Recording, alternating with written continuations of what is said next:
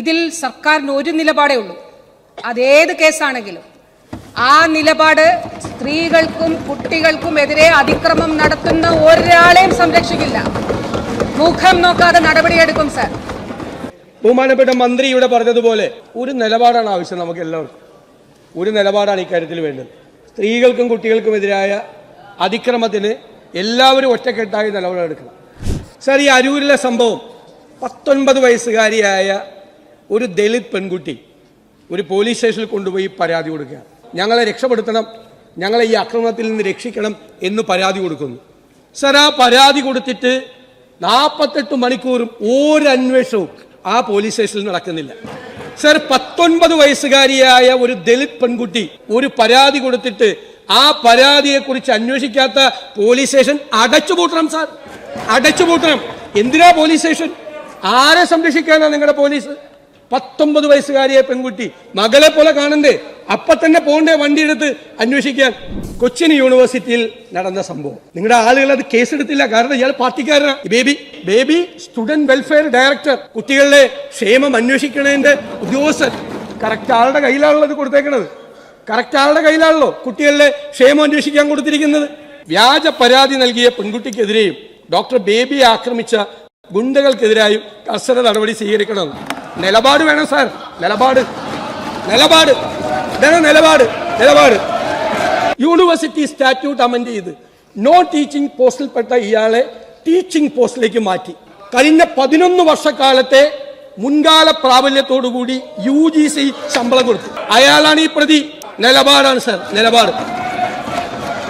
Kalady Shankara college 20 പെൺകുട്ടികളിലെ നമ്മുടെ മക്കളെ പോലെയുള്ളവരുടെ ചിത്രം അശ്ലീല പോസ്റ്റിൽ ഇട്ടവന് 15 മിനിറ്റ് പോലും പോലീസ് സ്റ്റേഷനിൽ ഇരുത്താതെ അവന്റെ നടപടിക്രമങ്ങൾ വേഗം പൂർത്തിയാക്കി തോളെ കൈയിട്ട് മോൻ പൊക്കൊള്ളാൻ പറഞ്ഞു.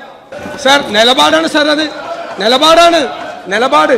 തിരഞ്ഞെടുപ്പ് കാലത്ത് നിങ്ങളുടെ കോഴിക്കോട് ജില്ലാ സെക്രട്ടറിയുടെ മകനിട്ടൊരു കമന്റ് ഉണ്ട്. മുൻ MLA അമ്മയുടെ പോസ്റ്റിൽ കയറി മകനിട്ടൊരു കമന്റ് ഉണ്ട്. സാർ, വായിക്കാൻ പറ്റില്ല സാർ, വായിക്കാൻ പറ്റില്ല. കാരണം അതൊക്കെ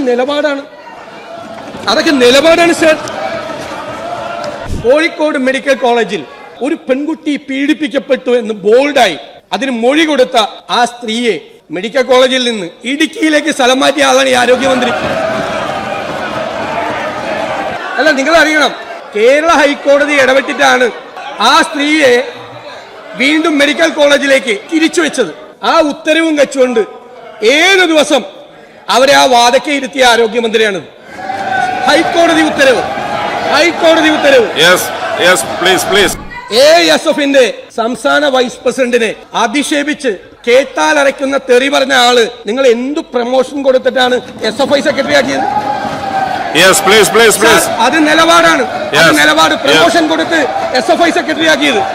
6 വയസ്സുകാരിയായ പെൺകുട്ടിയെ പീഡിപ്പിച്ച് കെട്ടിത്തൂക്കിയ DYFI-കാരനെ പോലീസ് സംരക്ഷിച്ചു, പാർട്ടിക്കാരെ സംരക്ഷിച്ചു.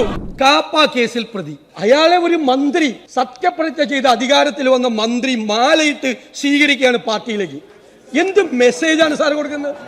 ആ കാപ്പ കേസിലെ പ്രതിയോടൊപ്പം 62 പേര് CPM ചേർന്നിരുന്നു. ആ 62 പേരിൽ ഒരാളെ ഇന്ന് ഉച്ചയ്ക്ക് മയിലാടുംപാറ സ്വദേശിയെ കഞ്ചാവ് ആയിട്ട് പിടിച്ചു എക്സൈസ്. ഇന്ന് ഉച്ചയ്ക്ക് മന്ത്രി മാലയിട്ട് സ്വീകരിച്ച 62 പേരിൽ ഒരാൾ കഞ്ചാവ് കേസിൽ പ്രതിയാ. നിലപാട് മന്ത്രിയുടെ നിലപാടാണ്. ഡൽഹിയിൽ എങ്ങനെയാണെന്നറിയോ? അഴിമതിക്കാരനാണെങ്കിൽ BJP ചേർന്നാൽ അഴിമതി ഇല്ലാതാവും. കേരളത്തിൽ എങ്ങനെയാണെന്നറിയോ? ക്രിമിനൽ ആണെങ്കിൽ നിങ്ങളുടെ പാർട്ടി ചേർന്നാൽ പിന്നെ ക്രിമിനൽ അല്ലാതായി മാറും. കാപ്പ കേസിൽ പ്രതിയായ ആളെ മാലയിട്ട് പാർട്ടിയിലേക്ക് ക്രിമിനലിനെ സ്വീകരിച്ച ഈ ആരോഗ്യമന്ത്രിയാണ് നിലപാടിനെ കുറിച്ച് ഞങ്ങളെ പഠിപ്പിക്കുന്നത്.